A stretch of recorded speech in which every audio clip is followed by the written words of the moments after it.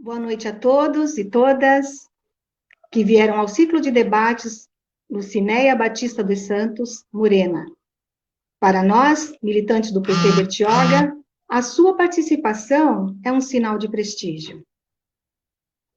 O PT de Bertioga está enfrentando o coronavírus, mas sem esquecer as questões sociais que ainda assolam o nosso país. Por isso, pensado, apresentado e debatido por mulheres, estamos realizando no mês de março um ciclo de debates com mulheres que estão em suas áreas de atuação e que podem contribuir com conscientização a um número ainda maior. Mesmo assim, diante da falta de governabilidade na esfera federal, pedimos 1 minuto de silêncio em respeito às vítimas dessa tragédia que estamos vivendo.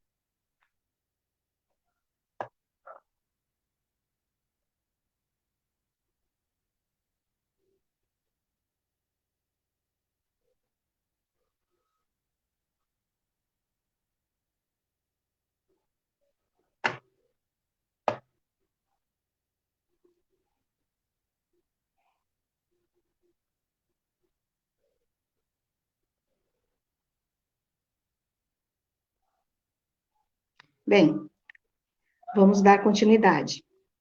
O ciclo de debates organizado pelo PT Bertioga levará, a partir de 2021, sempre no mês da mulher, o nome de Lucinéia Batista dos Santos, a saudosa Morena.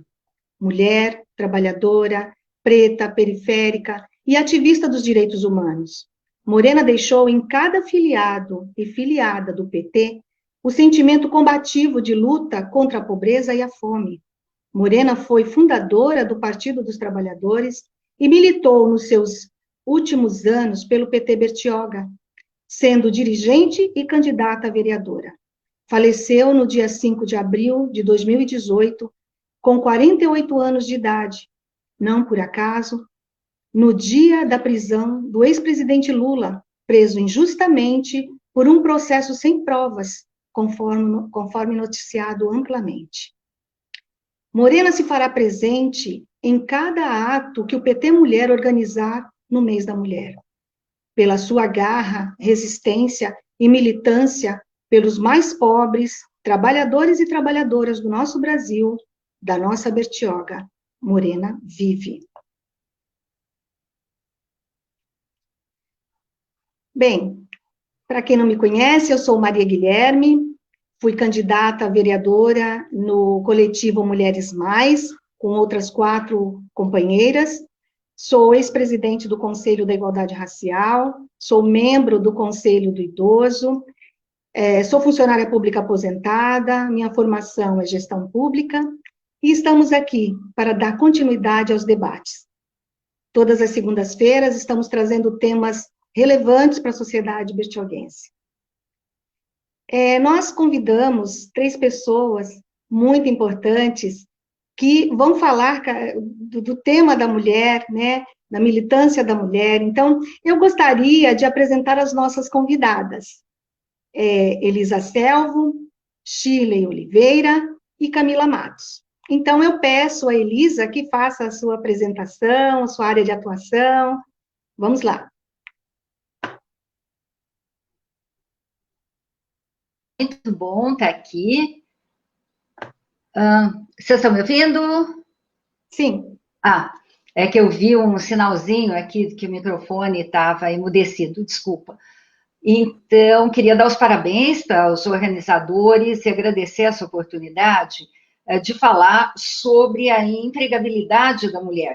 Esse não é o meu tema de especialização, né? Eu me aposentei como especialista em treinamentos de compliance e ética para instituições financeiras, depois de 40 anos de vida corporativa.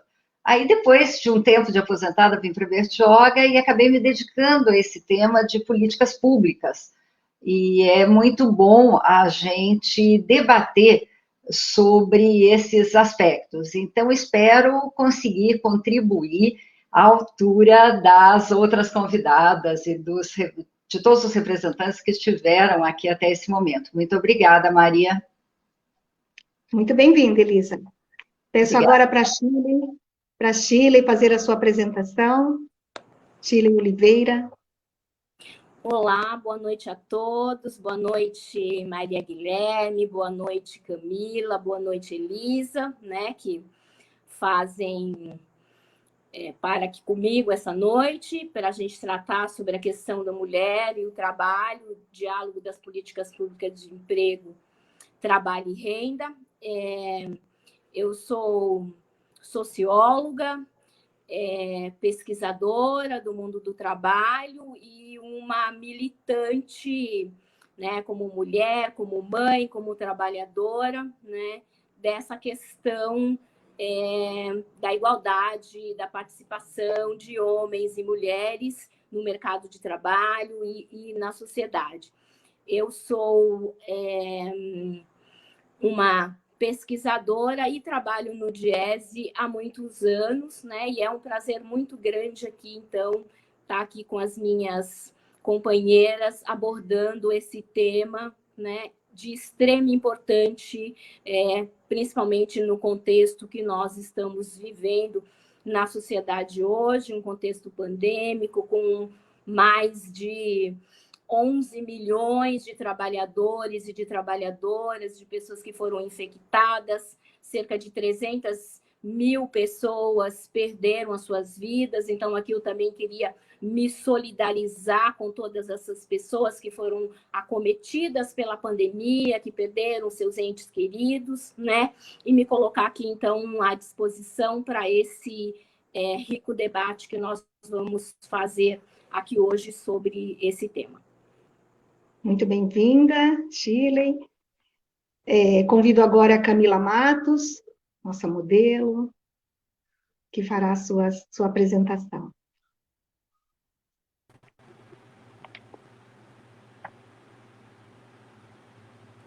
Bem-vinda, Camila.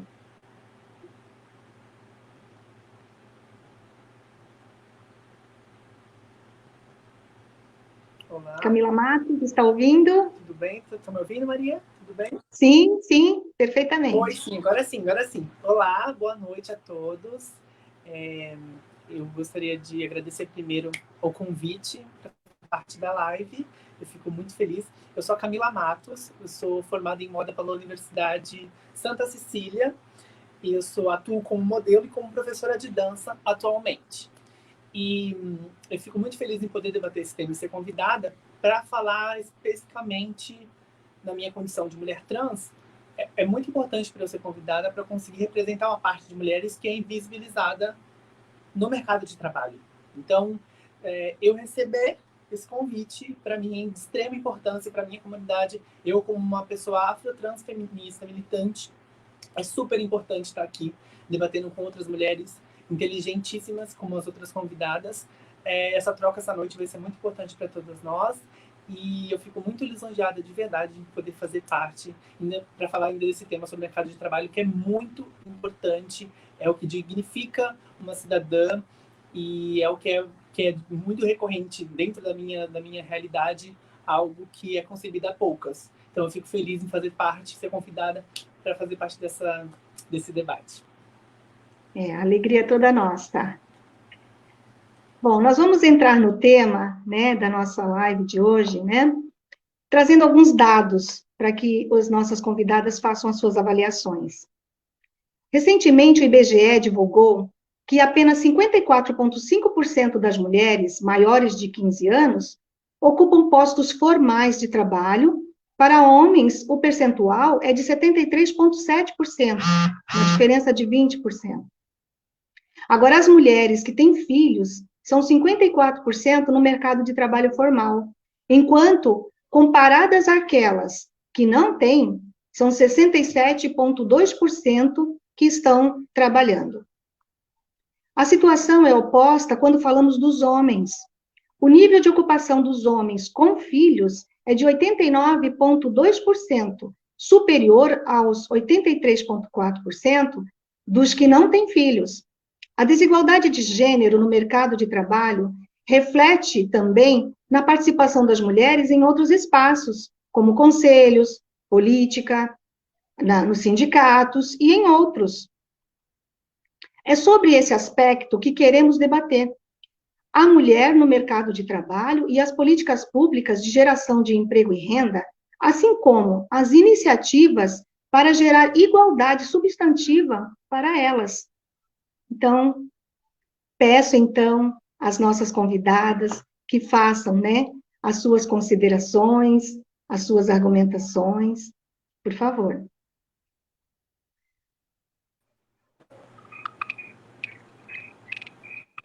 Pode começar aí. Então, tá bom, Maria Guilherme. Essa reflexão, ela acaba sendo uma reflexão histórica.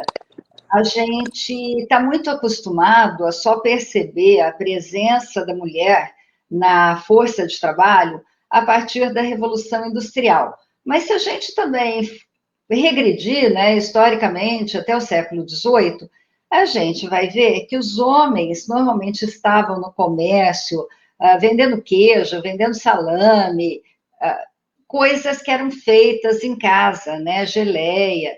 Então, os homens, eles se expunham mais, mas essa força de trabalho já existia, feita pelas mulheres, que estavam lá cuidando das suas dezenas de filhos, às vezes, né?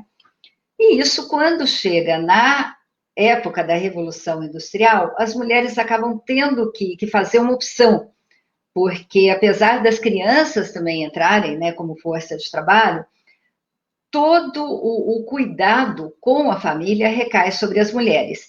E é uma realidade que a gente vê hoje em estudos internacionais. Isso é alvo de estudo no Brasil, nos Estados Unidos e na Europa, que o grande problema da mulher é o gastar muito com os cuidados com os filhos, porque são cuidados caros às vezes. Na Irlanda é impraticável, né? Você pagar uma babá, e não existem as creches.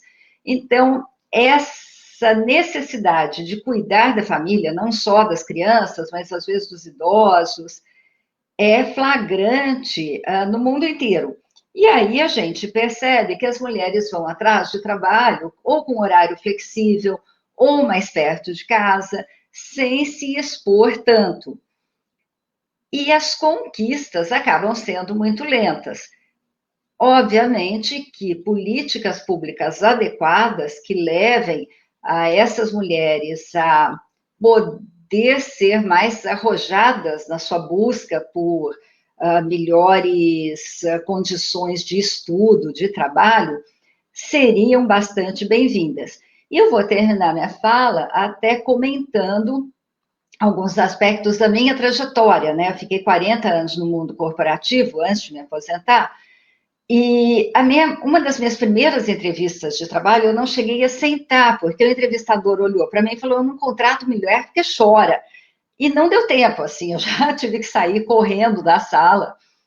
E, para mim, o pior do que o que aconteceu é que eu naturalizei aquilo. Eu falei, né, tá bom, então essa é uma empresa que não contrata mulher porque chora.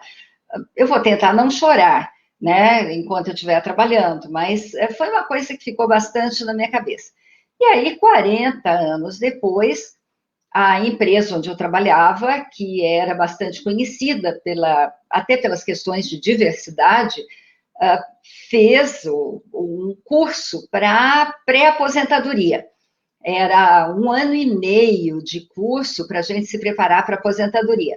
Detalhe, eram 25 participantes, 20 homens, 5 mulheres. Então, isso já dá uma ideia, mais ou menos, de como as carreiras se desenvolveram ao longo, né, daqueles 30, 40 e poucos anos que as pessoas levam para se aposentar.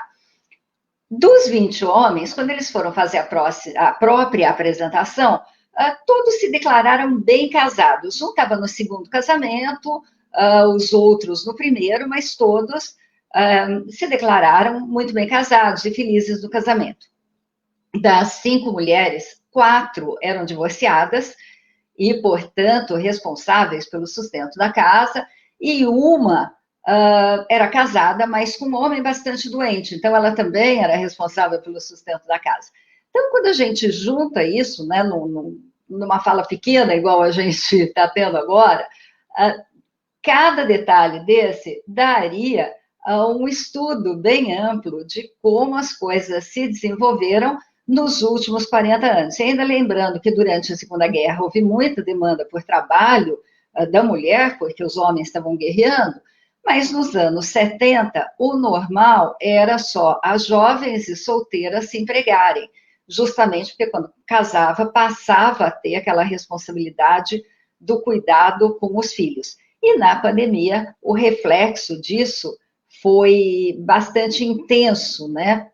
Que a gente vê muitos casos de depressão, a violência doméstica aumentou. Então, é um panorama que vai precisar realmente ser muito bem trabalhado através de notícias de políticas públicas. Obrigada, Maria. Shirley? Bom, estamos nós aqui nessa noite, né, com um desafio nada banal, né? Pensar mulher e trabalho é pensar um campo de estudo que está articulado e que busca contribuir com uma discussão ainda mais qualificada sobre as desigualdades sociais que se manifestam, que se organizam e que se reproduzem no mundo do trabalho.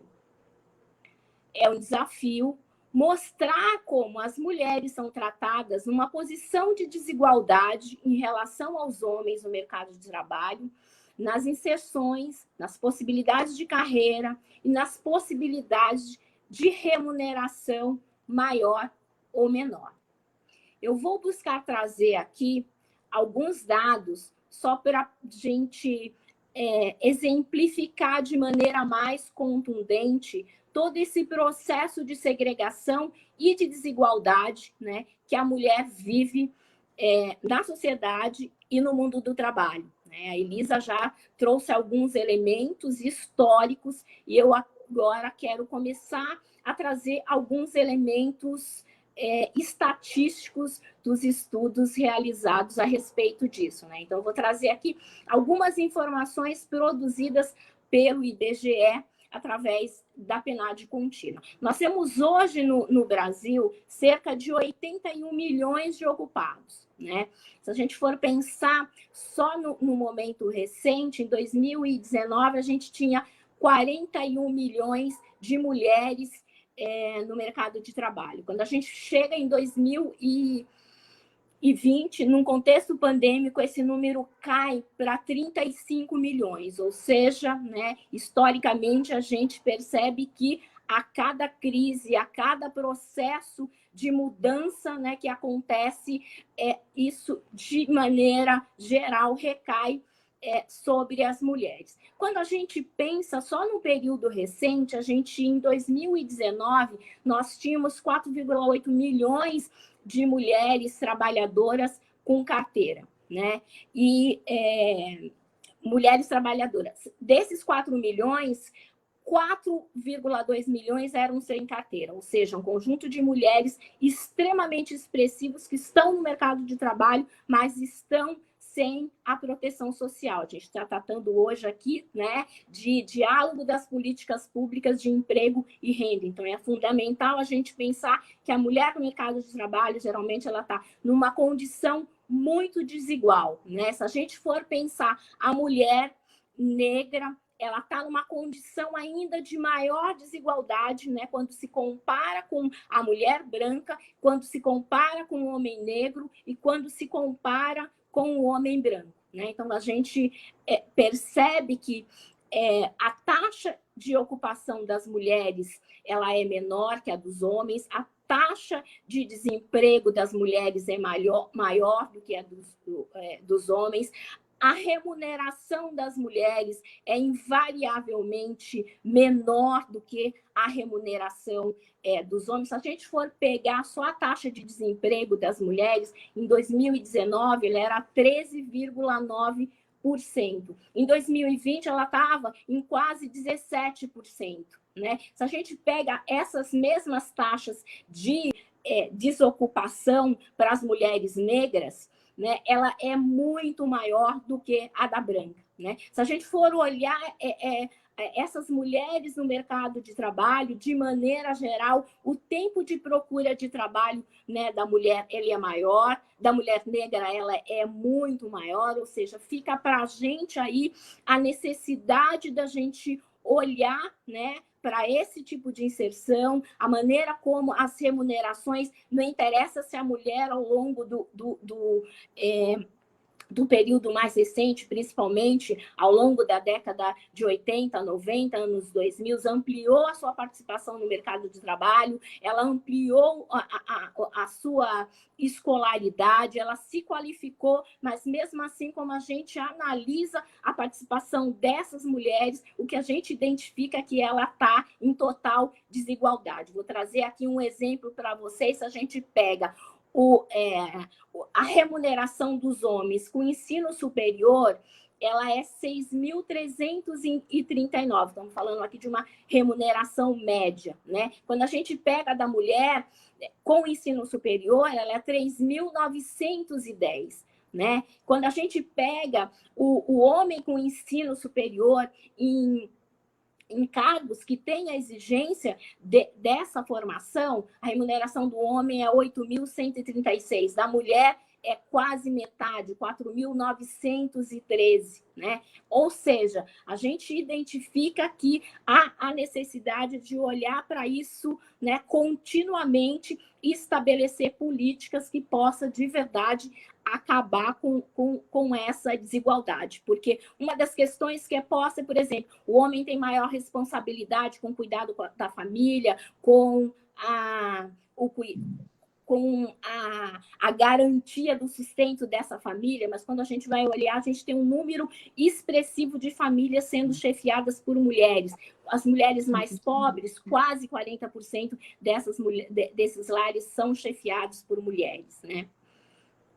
Eu paro por aqui, eu tenho uma série de informações para trazer, mas eu acho que a Camila também, e a gente vai ainda ter 2 outros blocos. Nossa, riquíssima a sua contribuição.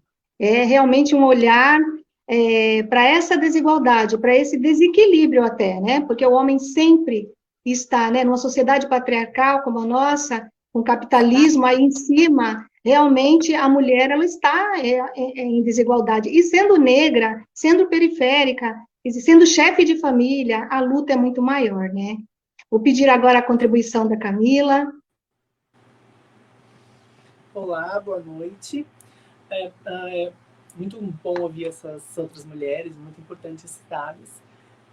O que eu posso falar em relação, principalmente à minha vivência, é que o mercado exige de qualquer cidadão uma qualificação para exercer determinados cargos, né?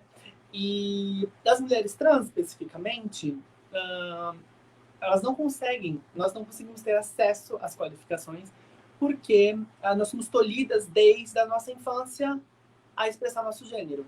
É muito difícil para uma mulher trans conseguir se graduar na universidade. É muito difícil uma mulher trans ter acesso a outros idiomas, porque enquanto pessoas cisgêneras comuns estão preocupadas com as questões de ambição, as pessoas trans estão ocupadas em sobreviver. Porque a gente ouve tiração de sarro o tempo inteiro das pessoas, é um ambiente muito hostil.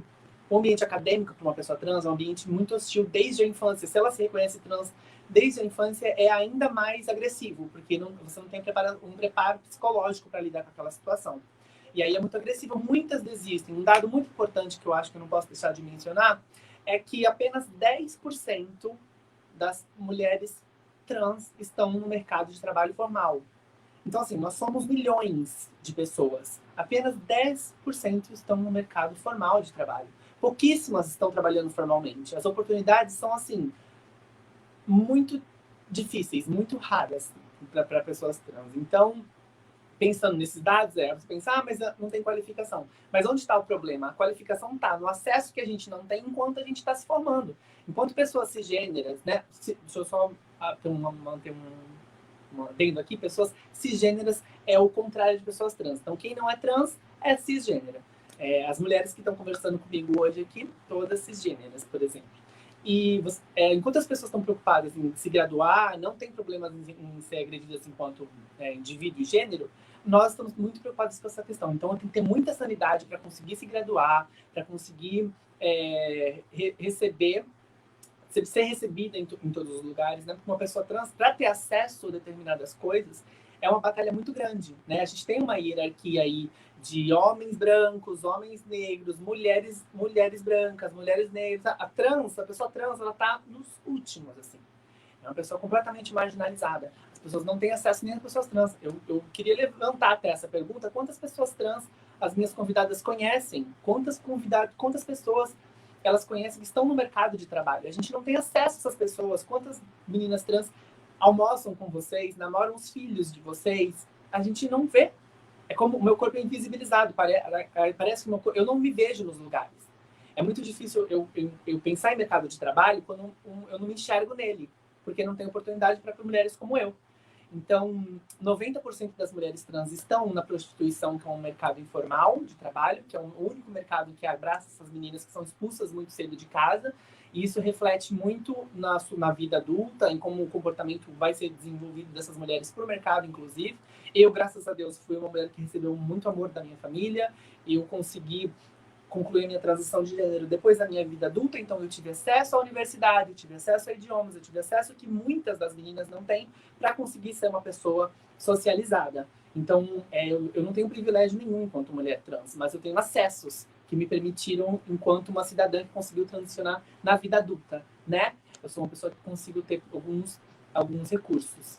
E vamos lá? Já foi? Oi, gente. Vocês estão ouvindo bem? Sim, sim. Perdemos uma parte da fala da Camila, mas aqui nós temos uma pergunta aqui que vai ser muito interessante que a Camila responda, né? Vai ser muito, muito bom. Então, vocês já fizeram as considerações sobre o tema proposto, né? Agora, a gente quer saber o que vocês acham desse cenário, né, do mercado de trabalho da mulher trans, né? E por que ainda, até 2021, figuram, a sua grande maioria, em postos precários e informais? As mulheres trans estão sempre nesses postos precários. Então, eu gostaria da opinião de cada um, gostaria que a Camila também falasse sobre isso. Eu começo, então? É isso? Ouviram? Me ouviram? Estamos sem som? Sim. Estamos sem como eu falei, a voz da Camila? Eu consigo me ouvir? Eu consigo ouvir perfeitamente.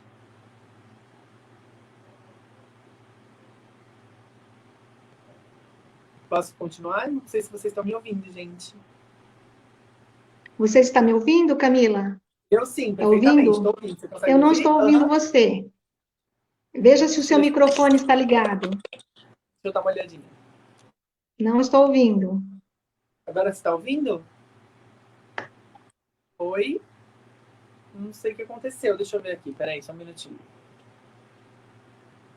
Houve algum problema com o seu microfone? Eu tô... Deixa eu ver se dá para ouvir. Eu tô conseguindo...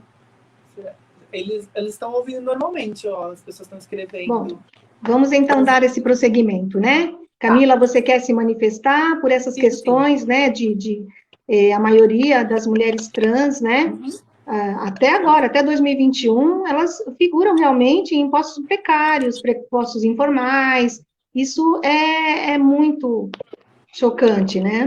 Esse tipo de tratamento. É muito triste, porque, como eu falei para vocês, os corpos trans são corpos invisibilizados, né? As pessoas, nós não vemos corpos trans no mercado de trabalho, nós não vemos corpos trans na rua normalmente, fazendo compras, indo ao banco, vivendo uma vida normal e digna, porque a dignidade é retirada de nós muito cedo. Quando uma menina é expulsa de casa muito nova, porque não é aceita pela família, ela já tirou a parte da dignidade dela. E é muito difícil você manter um equilíbrio e conseguir estudar e trabalhar quando não é oferecida uma oportunidade, né? As oportunidades para uma pessoa trans, elas são muito poucas e muito difíceis de ser conquistadas. É difícil você sofrer agressão o tempo inteiro, você ser motivo de chacota pelas pessoas e você não ser considerado uma pessoa que tem intelectualidade. As pessoas imaginam que uma pessoa trans possa ser qualquer coisa, uma prostituta, alguém que cultua muito o corpo, alguém que vende imagem, ou que trabalhe só com beleza, mas não imaginam que uma pessoa trans possa ter intelectualidade, possa ser uma pessoa que tenha capacidade em estar no meio corporativo. Então, é um equívoco muito grande que as empresas têm. Está mudando, graças a Deus, mas ainda existe um preconceito muito grande e uma dificuldade em entender que nós somos muito capazes, que nossa transexualidade é uma característica e que a gente tem muito para contribuir, muito para oferecer enquanto uma cidadã normal. Tudo isso se deve ao número pequeno de mulheres trans no mercado de trabalho, se deve justamente à dificuldade em se qualificar para o mercado também, e das pessoas não, de preconceito mesmo, as pessoas não conseguirem se imaginar sendo uma colega de trabalho de uma pessoa trans. Difícil, uma pessoa trans, por exemplo, como eu vejo, conversei com várias meninas, às vezes, uma menina trans se inscreve para uma entrevista de emprego, ela tem qualificação para essa entrevista, mas os entrevistadores ainda não sabem que ela é trans. Quando recebem a pessoa e percebem que é trans, fala que a vaga já foi ocupada, inventam um monte de desculpas para que essa vaga não seja oferecida para essa pessoa trans. Então, o mercado que eu trabalho, que é com moda e com dança, ainda mais aberto para essas questões, né? Eu consigo eu trabalho mais com mulheres também, então comigo fica um pouco mais fácil no momento que eu vivo agora de lidar com essa questão. Mas é muito preconceituoso e se deve ao fato justamente das pessoas não conseguirem enxergar em nós capacidade mesmo para lidar com determinados cargos, principalmente cargos de liderança, né? Nós não somos nós não somos vistas e lidas enquanto mulheres capazes de liderar importantes em empresas e somos obrigadas a empreender, né? As mulheres trans, estão percebendo que está existindo uma revolução e que as mulheres trans estão tentando empreender nos próprios negócios para conseguirem ser donas aí da própria realidade, ter mais controle mesmo, ser reconhecidas como cidadãs. Porque o que dignifica uma pessoa é o trabalho. E quando ele não é oferecido, a dignidade é tolhida junto com a falta de oportunidade, né?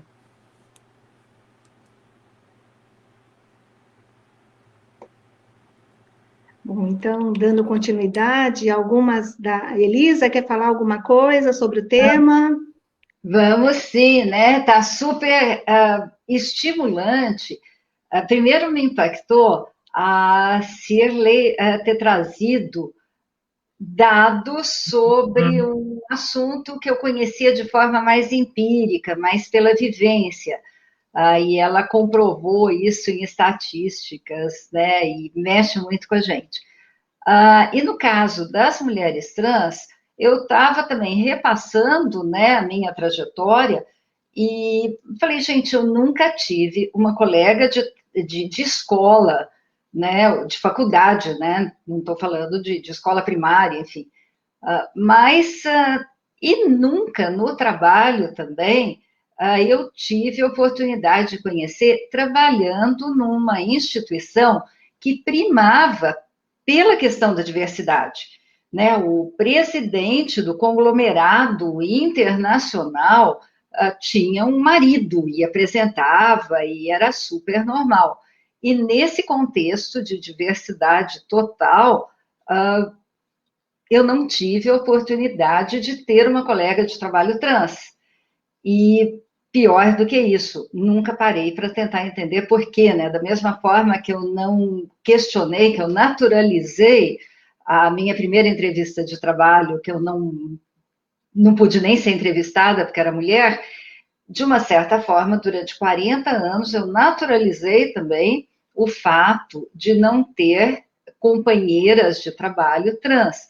Estou pensando nessa realidade agora e quais seriam os caminhos para abrir esse leque, né? Tem uma informação aqui nos comentários, né, de que para além das políticas públicas para a comunidade trans, o que falta é empatia do ser humano. A gente normalmente gosta do que a gente conhece. Se não conhece, corre o risco até de odiar sem conhecer. Mas é muito difícil você gostar sem ter aquele contato no dia a dia, né, entre as famílias. em festas, ter a oportunidade de conviver com pessoas que, por serem diferentes, têm muita história para contar, muita coisa legal. Me desculpa, Maria Guilherme, se eu sair da questão específica, que é a da empregabilidade, e acabei passando mais para uma questão social, mas é um assunto que deu arrepio, Camila. Gostaria de ter a oportunidade de conversar mais com você, apesar dessa diferença de quase 2 gerações aí entre a gente. Eu acho que você teria muito para contribuir para as próximas, né, para a gente poder trazer esse universo tão rico para as políticas públicas, no mínimo, de Bertioga. E muito obrigada por estar aqui, né, por você existir, enfim. Acho que é isso que eu posso falar por enquanto, Maria. Ok. Shirley, quer fazer alguma consideração sobre o tema?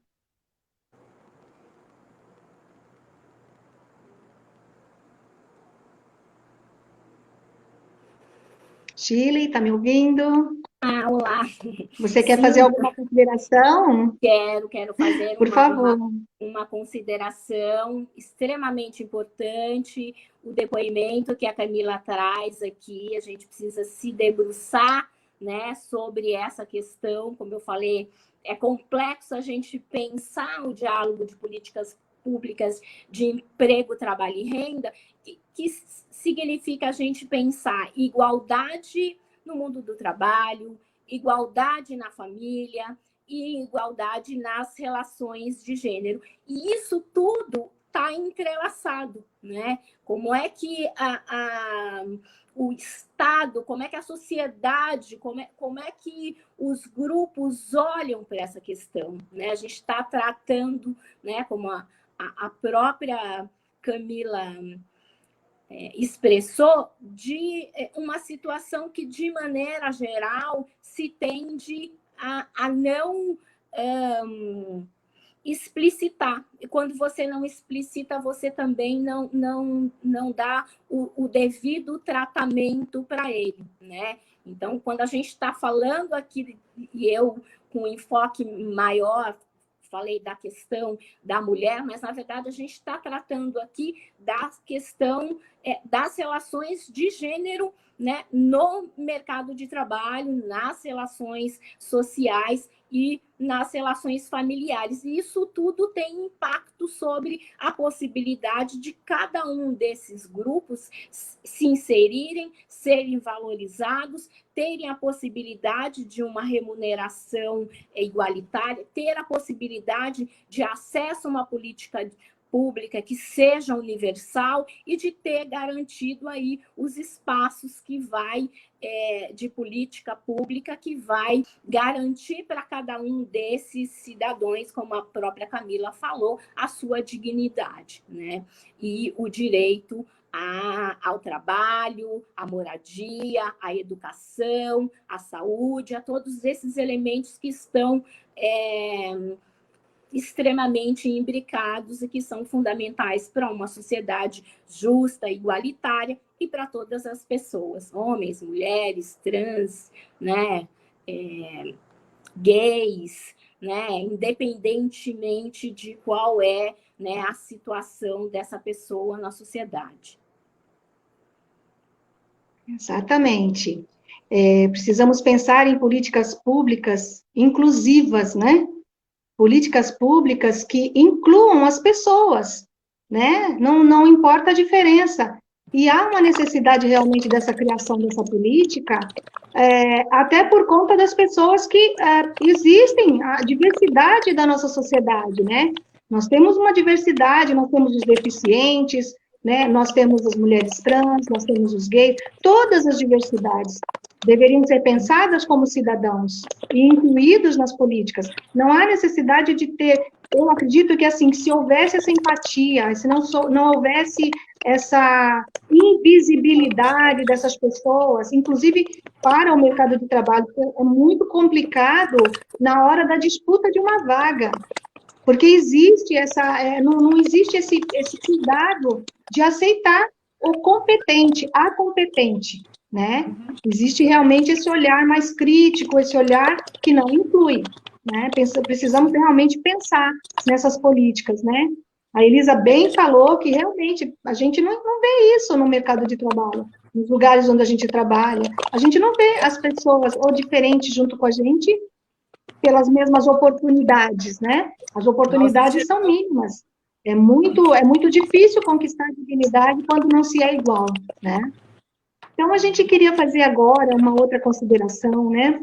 Dentro dos respectivos campos de estudo e atuação de vocês, eu gostaria que vocês falassem sobre a jornada dupla, ou às vezes até tripla, de trabalho da mulher, né? E a dupla jornada é naquela configuração, né, de atuação da mulher em casa, cuidado com os filhos, com o marido, fora de casa ela tem o compromisso do trabalho. Então, muitas vezes, esse trabalho que ela tem fora é complementar a renda, né, a renda familiar. E ainda nesse sentido, quais as dificuldades que vocês veem para que as mulheres ocupem os espaços de poder participar nas políticas, nas participações populares mesmo, né? Nos conselhos, em toda a participação, todos os segmentos, digamos, da sociedade. Pode começar? Quer começar? Elisa, Camila, quem quer começar? Eu posso? Pode escolher, Maria Guilherme. Senão a gente vai ficar cedendo espaço uma para outra. Então, Camila, por favor, Camila. Posso começar? Eu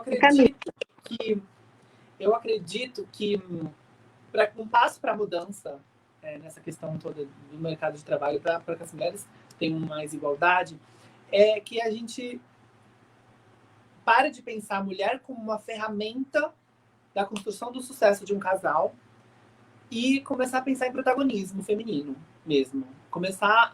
Isso começa aonde? Na socialização das meninas na infância, né? Na criação das nossas meninas, na criação da nova geração. Eu acredito que a gente tem que instruir as garotas a entender que se ela crescer e quiser se tornar uma mulher independente e quiser se tornar uma mulher que trabalha pelos próprios sonhos e que o casamento é uma opção e não uma obrigação, que filhos é uma opção e não uma obrigação, vai dar autoconfiança para que ela entenda e tenha poder sobre as próprias decisões. Porque eu acredito que um dos grandes, não diria vilões, mas o que está por trás de tudo que acontece hoje, o resultado de todos esses dados que a gente viu, é muito com base na romantização que há da mulher enquanto ferramenta mesmo, sabe? Nós criamos as mulheres para entender que ela tem que sempre auxiliar, cuidar do homem, cuidar da família. E isso toma muito tempo de uma mulher. Cuidar de uma família, cuidar de um marido, de um homem, dos objetivos de um homem, toma muito tempo de uma mulher. E as mulheres são condicionadas a acreditar que são egoístas se quiserem abrir mão de tudo isso, pelo menos por um tempo, para ter tempo para se graduar, para se entender, para se conhecer, para viver os próprios sonhos. Nós nos incentivamos as meninas a entender os próprios sonhos, a fazê-la acreditar. As meninas que acreditam nos próprios sonhos, elas são dadas como loucas, como egoístas, como mulheres que vão ficar para titia, sozinhas. Então a gente atribui um monte de adjetivos para essa garota e várias negatividades, né, sociais em volta da vivência dela, se ela não fizer parte do status que um casamento traz.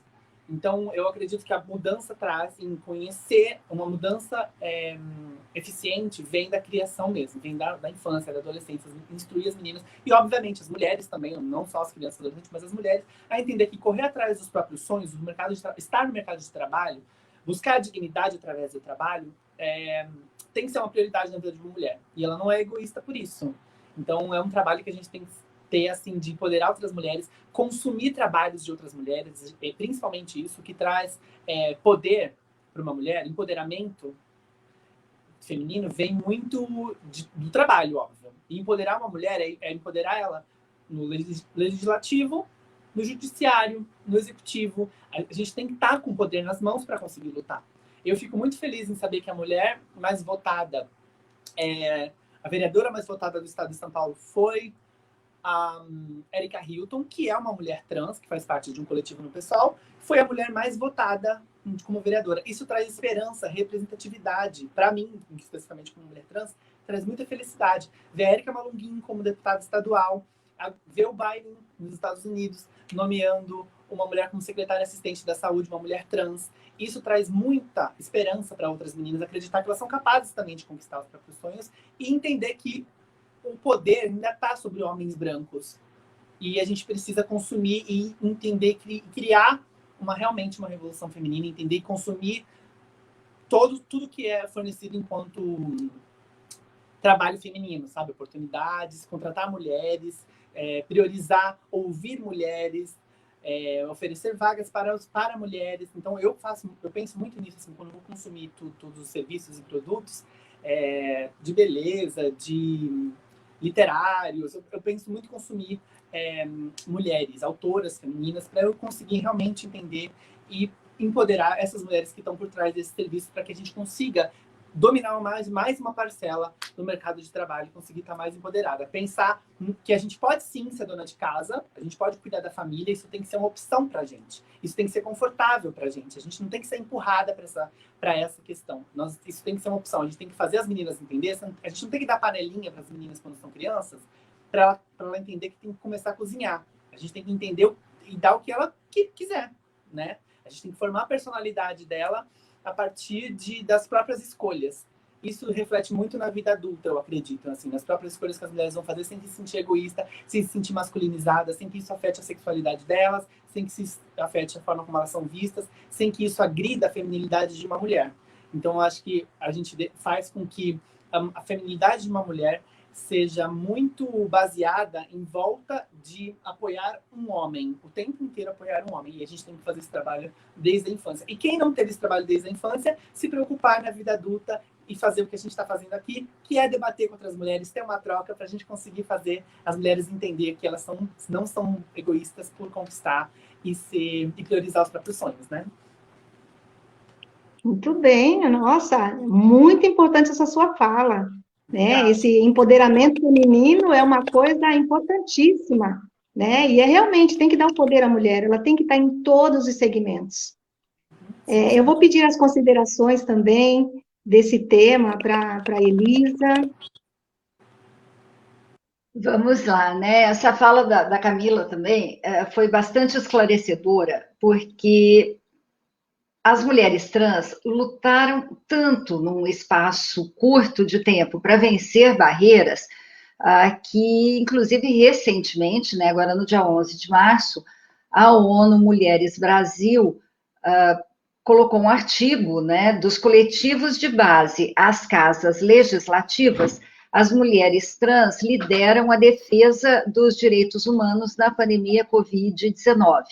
Então, a gente vê que houve essa luta bastante significativa e bastante bem representada. Em compensação, quando a gente pensa na trajetória mais tradicional das mulheres, existia também, historicamente, a questão da mulher precisar se destacar como dona de casa, tinha que ser aquela dona de casa perfeita, e brincava de bonequinha, qualquer coisa diferente disso, a menina já era, né, empurrada de volta para os seus papéis tradicionais. Então, nesse sentido, a dupla jornada acabou sendo consequência dessa necessidade da mulher se colocar como dona de casa e como trabalhadora, sendo que o salário dela normalmente já vinha menor do que o do marido desde sempre, né, desde o começo do casamento. O marido tinha muito mais oportunidades de buscar, né, outras qualificações, e aí foi criando, né, um espaço, uma lacuna enorme entre os salários, que desestimulava também a mulher de continuar trabalhando. Às vezes era muito mais cômodo continuar em casa. Nesse ponto, eu acho até que as mulheres trans tiveram mais vantagens, porque elas já lutaram tanto, né, quer dizer, de repente já vinha naquela disparada, né, para conquistar o próprio espaço. E outro fator significativo que me chamou a atenção, essa semana ainda, houve alguns questionamentos no LinkedIn, perguntando para as mulheres se elas tinham sido promovidas durante a gravidez ou logo depois do parto ainda, na licença maternidade, e se alguém, né, se os profissionais conheciam mulheres nessas condições. E é muito raro. O mais comum, o homem, né, rapaz, enfim, quando vai ser pai, é muito mais fácil para ele, desculpa, conseguir uma promoção do que para uma mulher, né, com barrigão, né, indo trabalhar, às vezes fazendo um curso à noite também, antes do bebê nascer, para conseguir um espaço no mercado de trabalho. O homem normalmente é promovido quando vai ser pai, ou nada impede que ele seja promovido. Já para a mulher, essa realidade é bastante diferente. Hoje a gente ainda vê mais casos, mas se a gente retrocede aí 20, 30 anos, quase impossível. As mulheres já não eram mais mandadas embora do trabalho por estarem grávidas, por conta de lei também, de uma política pública, que impediu que isso acontecesse, mas ainda existia essa questão de falar, bom, quando ela tiver o filho, ela vai largar de trabalhar mesmo, então não vou nem oferecer a promoção. E com isso, óbvio, a mulher acabava se dedicando mais à família, e não é só os filhos, a sogra, o sogro, né, os idosos da família, tudo acabava recaindo. Então, essa é uma questão também que tem que ser trabalhada culturalmente e através de políticas públicas. Obrigada, Maria. Shirley, você quer fazer as suas considerações sobre esse assunto? Sim, eu acho que esse é o nosso calcanhar de Aquiles, né? Como é que a gente avança nessa discussão da questão da divisão sexual do trabalho, né? A gente é fruto de uma sociedade patriarcal, né? Baseado na ideia de que homens e mulheres, né, devem ter determinados tipos de atribuição no mundo, e a mulher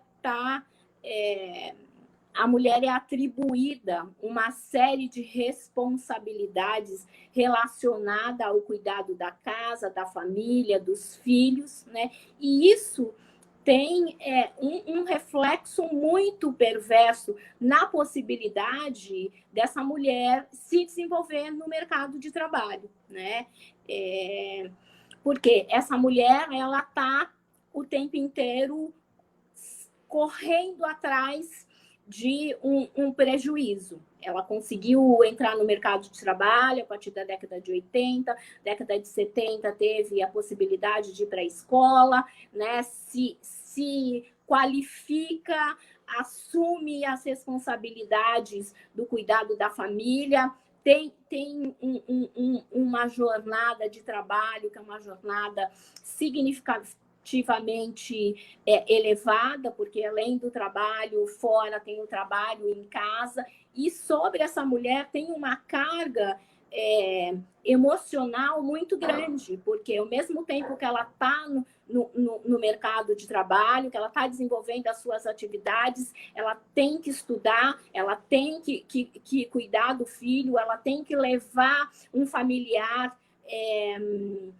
no hospital, né? Então, a gente precisa fazer essa discussão e avançar no sentido de garantir que, do ponto de vista da formação de homens e mulheres, da estruturação de políticas que precisam e devem ser desenvolvidas no espaço de trabalho, com as representações sindicais, garantindo que a mulher possa ter acesso aos espaços de poder, seja no sindicato, seja na política, seja nas associações, mas isso só é possível se você avançar garantindo que os homens eles passem também a se responsabilizar por tarefa, por atividades que historicamente são, né, definidas como de responsabilidade da mulher. A outra coisa é que você, porque a mulher é mais cuidadosa, porque a mulher é mais habilidosa, porque a mulher tem determinado perfil, a ela também você atribui determinados tipos de carreiras profissionais, né, no mercado de trabalho. E isso tudo tem um impacto que é um impacto muito importante sobre as possibilidades de avanço na carreira dessas mulheres, de ascensão profissional, de possibilidade de participação nos espaços que são os espaços de poder, né? Historicamente, define-se que o espaço da política, da decisão e do público é do homem, o espaço privado, do cuidado da família, dos afazeres domésticos que invariavelmente são pouco valorizados, mesmo quando a mulher se insere nessas atividades, como, né, inúmeras mulheres que estão hoje trabalhando, né, no emprego doméstico, garantindo que outras mulheres possam avançar em relação à sua possibilidade de realização profissional, essas mulheres não têm o seu trabalho valorizado. Do ponto de vista de políticas públicas, é fundamental que o Estado garanta, né, um aparato que também diminua, né, sobre essas mulheres essas responsabilidades, né? A gente tem um déficit de creche no país que é uma coisa absurda, né? Não se pensa na possibilidade de ter políticas públicas que possa dar para os jovens, para os adolescentes e para as crianças espaços de cuidados, né? Então, uma sociedade igualitária, uma sociedade que queira garantir aos seus cidadãos, né, possibilidades iguais de participação no mundo, ela tem que ter um Estado que seja garantidor de uma série de políticas para que esses cidadãos eles possam ter os seus direitos garantidos. Então, discutir a questão da divisão sexual do trabalho e diminuir a carga de responsabilidade, né, das mulheres, principalmente aquelas mulheres, né, que são mães solos, que têm, né, os seus filhos para criar e sem nenhum aparato, né, do Estado, isso é um tema de extrema importância. Se a gente não atuar sobre isso, a gente não vai conseguir diminuir as desigualdades do país. Desculpe se eu me estendi. Imagina. Realmente a jornada dupla e tripla, ela sobrecarrega muito mais a mulher, a mãe solo, né? Porque a mãe solo fica com toda essa responsabilidade e muitas vezes os filhos vão passar somente o final de semana no lazer com o papai, né? Isso é muito complicado, né? E hoje o que a gente mais encara são essas situações de mulheres que têm as suas duplas e até triplas jornadas e pouco reconhecimento em suas tarefas, né? Bom, a gente está chegando no final, né? Mas eu gostaria que vocês... Oi? Nós estamos, é uma pena, né? Mas eu gostaria, assim, de pedir... Eu estou ouvindo uma voz... Eu gostaria de pedir a vocês, assim, que sugerissem, né? Apontassem para a gente como que essa mulher pode buscar sua autonomia, sua independência social atualmente, né? Como que ela pode fazer isso? Né? A gente já teve essas respostas, mas, assim, eu queria mais, assim, uma complementação disso, né? A gente está com um tempo bem curtinho. Posso ir, Maria Guilherme? Alguém quer começar? Eu começo. Pode sim. Já faço um convite também a todos e todas para irem à nossa página do Conselho Municipal dos Direitos da Mulher, de Bertioga, no Facebook, até para contribuir, para ajudar, para fazer parte de grupo de trabalho, dar sugestão, contar os problemas. A gente vai compor um grupo de trabalho também de empregabilidade, né, de trabalho e renda. A nossa carta compromisso, que está na página do Conselho, está no site, né, do Conselho da Mulher.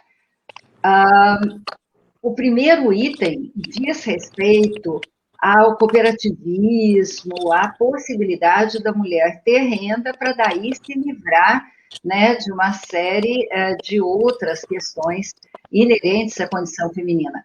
Então, o convite que eu gostaria de fazer, né, para finalizar, é para as pessoas procurarem, né, o Conselho Municipal dos Direitos da Mulher, ou pelo Facebook, ou pela nossa página, pelo nosso site, que eu acho que eu já encaminhei, em algum momento vai aparecer aí, tá bom? Mas é www.conselhomulherbertioga.com.br. Tá bom? Então, obrigada de novo pela oportunidade. Na nossa página vocês vão ver também quem foram os candidatos que assinaram a Carta Compromisso, né? E dá para fazer uma avaliação de como os candidatos se comportam com essa nossa questão. Eu posso? Eu acredito. Okay. Shirley, assim, o que você acha? Quais as saídas nós poderíamos apontar aí para a mulher buscar sua autonomia, sua independência na sociedade atual? Eu acho que a saída é que a mulher ela tem que estar nos espaços que são os espaços de decisão, né? Ainda que ela não tenha, do ponto de vista da família, esse apoio, e que isso vá significar para ela um trabalho maior, mas é extremamente importante participar dos sindicatos, participar das associações, participar dos partidos políticos, se candidatar e garantir que vai estar na formulação de políticas, em comparação com todos os nossos os países aqui, né, vizinhos, nós somos o país que tem a menor participação de mulheres no parlamento. Nós temos que alterar esse contexto, né? As mulheres precisam estar nesses espaços de decisão que, infelizmente, ainda são masculinizados, entendeu? E que dificulta você fazer essa discussão e essa necessária mudança, entendeu? Do papel de homens, mulheres no mundo. Né? No trabalho é para geração de renda, mas o Estado ele pode ser o formulador. Pense agora, a gente vai ter agora aí um auxílio emergencial que para as mulheres empregadas domésticas que estão sem conseguir exercer a sua atividade. E tem Obrigada, Shirley. Como é que elas vivem, né? Então, o Estado... Camila, você quer fazer alguma consideração a respeito dessa sim, sugestão, quero. Né? O que você apontaria para as mulheres buscar sua autonomia, independência na sociedade atual? Quero sim. Eu acredito que sim. Rapidinho, que o nosso tempo está curtinho. O que eu posso dizer para os homens? Assim? Eu acredito que os homens têm que pensar e olhar as mulheres como seres capazes de liderar e entender que todas as obrigações que são dadas para uma mulher sobrecarrega demais uma mulher. E que ela não é egoísta quando ela pensa em si, que quando ela pensa em si, ela obviamente pensa na família junto, porque ela precisa crescer para ajudar alguém. Ela precisa se fortalecer para poder ajudar o outro. Então, para os homens, eu peço para que reflitam um pouco e ofereçam oportunidade e, principalmente, ouçam as mulheres, ouçam o que as mulheres têm para dizer. Bom, então nós vamos... sobrecarregadas. E eu peço isso para os homens. Para as mulheres, eu acho importante participar de coletivos feministas, porque lá você encontra mulheres com suas especificidades, você encontra mulheres que vivem questões diferentes e iguais às suas, e você consegue debater e ajudar. Consumir produtos dessas mulheres, você consegue entender outras realidades e consegue também ter oportunidades através disso. Porque quando você consegue ouvir outras mulheres, estar em contato com outras mulheres, a gente precisa se fortalecer juntas, dentro de uma comunidade mesmo. Cada uma vivendo uma realidade diferente, umas brancas, umas ricas, umas pobres, umas trans, mas a gente consegue entender que existem realidades diferentes que precisam de atenções e oportunidades. Então, eu acredito que para as mulheres, ouvir outras mulheres, estar em contato com outras mulheres, com uma como ela falou, participar de sindicatos, reuniões, é muito importante porque isso faz com que você acredite no seu potencial e para os homens ter um olhar um pouco mais de carinho e atenção em oferecer oportunidades para as mulheres, já que eles estão no topo dos privilégios aí no mercado de trabalho. É isso, obrigada.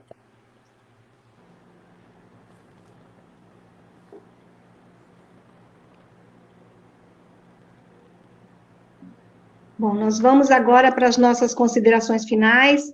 Infelizmente, nosso tempo acabou. Eu tenho alguns agradecimentos a fazer. Nós queremos agradecer ao PT Bertioga pela organização do evento, no nome do nosso presidente, Guilherme Dias, do secretário de Comunicação, Ricardo Birajara, e do secretário de Formação, Rogério Xing. Agradeço também às mediadoras, no caso, né, as mediadoras que já estiveram desenvolvendo o conteúdo das apresentações de outras lives, Gabriela Pinto, Elaine Paião, a professora Lucélia, né? Quero fazer também um convite para que vocês participem da próxima live, que será no dia 29, com a professora Lucélia. O tema da live vai ser a mulher e a política, e ela vai trazer para a fala, né, as convidadas, vai ser a Anália Silva, que é economista, ela vai trazer a Mariana Janeiro, que é a secretária nacional de mobilização do PT, né, e nós vamos ter uma live ela vai completar todas as lives que aconteceram em março. Eu estou muito feliz com essa live de hoje. Eu gostaria de saber se alguma de vocês tem alguma consideração. Façam suas considerações finais, por favor.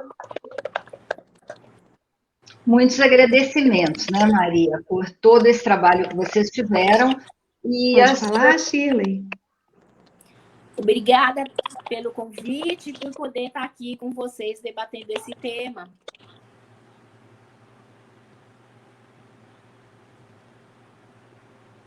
Eu gostaria de agradecer também. Posso falar? Tudo bem? São as considerações finais de todas. Eu queria agradecer a oportunidade e pelo convite. E eu estou muito feliz em poder fazer parte. Eu acredito muito que o que nós estamos fazendo aqui hoje faz parte realmente de um processo de mudança. E esse é um dos passos possíveis dentro dos nossos espaços, dentro do período pandêmico que a gente vive. Ter uma live como essa, com certeza, contribui muito para o empoderamento feminino, para o espaço. Eu não estou ouvindo nenhuma. Gostaria de agradecer muito a troca com todas as mulheres. Muito obrigada. Gostaria de ouvi-las.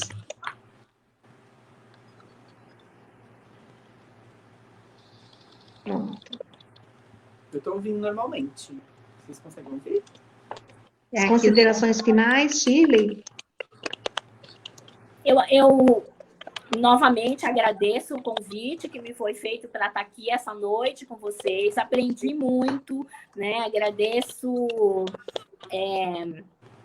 a Camila por toda a experiência que ela trouxe aqui para a gente, o relato que ela fez. Agradeço a Elisa, agradeço você, Maria, também, por essa oportunidade. Me coloco aí à disposição, né, para eventuais novas lives e estarei aqui no dia 29 para participar do debate A Mulher e a Política.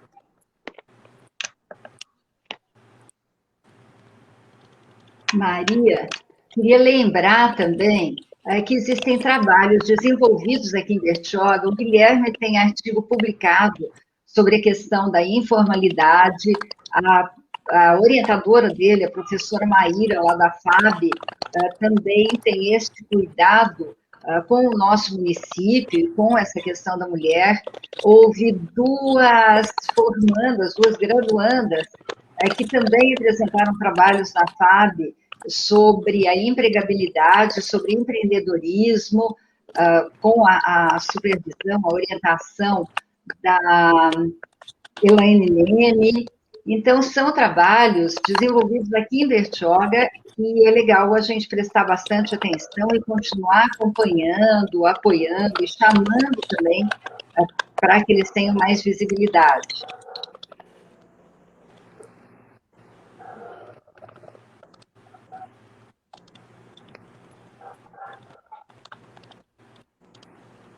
Tudo bem, Maria?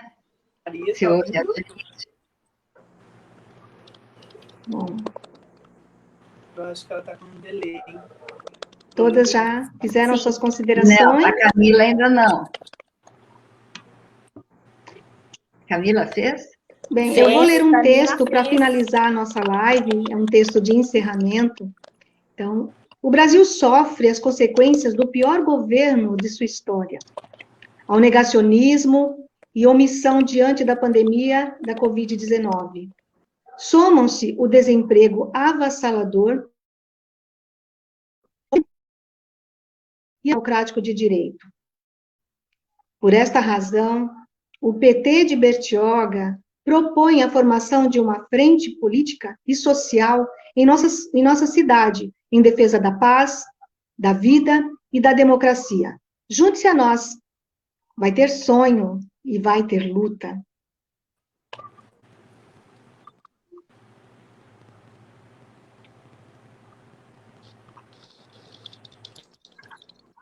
Agora que restabeleceu o som.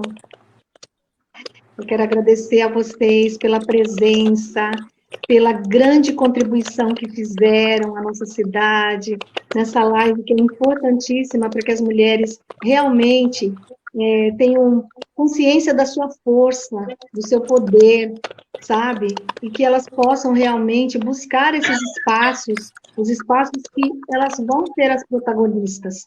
Mas é preciso essa luta realmente, né? É preciso esse empenho da mulher de se envolver, né, nesses movimentos sociais, sindicatos, conselhos, política, todos os segmentos que vão realmente enriquecer e dar o empoderamento a essa mulher, para que ela se fortaleça nas suas decisões, nas suas escolhas e no seu protagonismo enquanto mulher e cidadã. Essa é, assim, a parte mais importante dessa live, esse empoderamento. Eu agradeço mesmo de coração. Obrigada, Maria. Parabéns. Obrigada, meninas. Até. Muito obrigada por Obrigada. toda a troca. Uma boa Prosperidade noite. para Bem para nós todos. todas, né, mulheres? Obrigada, até. Tchau, tchau. Obrigada, boa noite a todos. Boa noite. Tchau. Até. Quem defende você é o PT. Prato cheio, salário na mão. Quem defende você é o PT. Mais saúde pra toda a nação. Quem defende você é o